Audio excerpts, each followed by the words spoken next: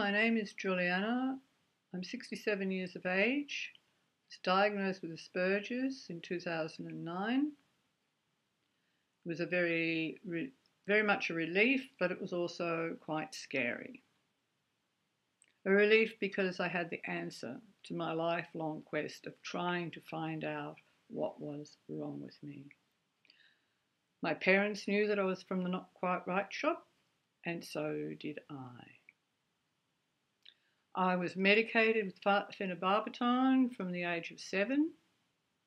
I'd been on a restricted diet as a young child, was put on it by a very progressive paediatrician. That was to address behavioural and physiological problems.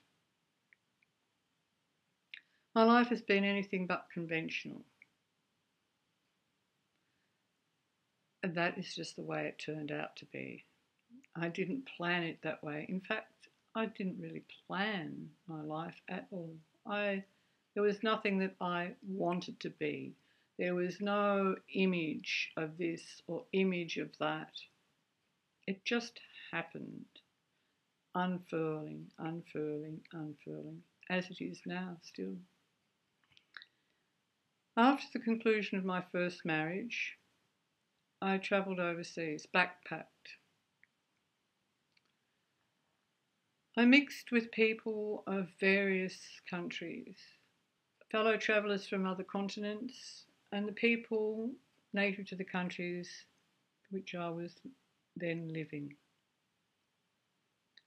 Somehow I gravitated to non-English speakers.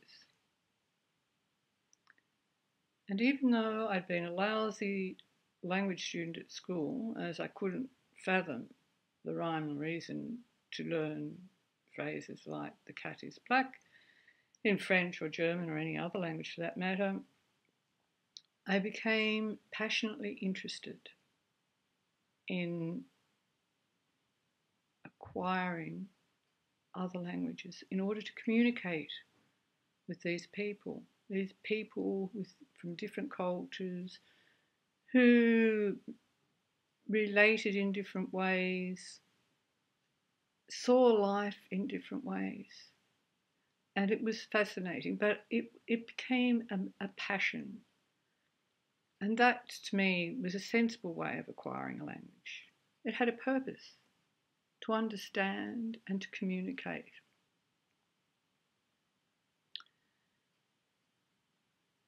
My travels led me from one end of a spectrum, another spectrum of conditions of life, to another.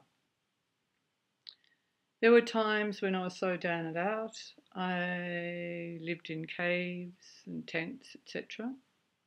I did itinerant work. To the other extreme, where I lived in Singapore on my way home and got a job teaching in an international school. I found myself invited to a diplomatic wedding at Raffles. It's quite bizarre, quite bizarre, from one extreme to the other. On return to Australia, I continued studying. Studying has been like my hobby.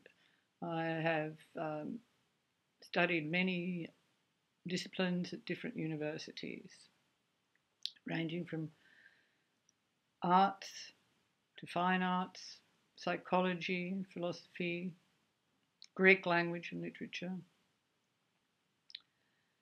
and more. Nowadays, I still practice my art. Occasionally I write poetry. I'm passionate about trying to promote an understanding about autism spectrum conditions, and that is why I'm making this video, so that you can have appreciation of somebody who went through life before there was a diagnosis for women. A very different to men diagnosis. So I, as Julianne, say goodbye. Thank you.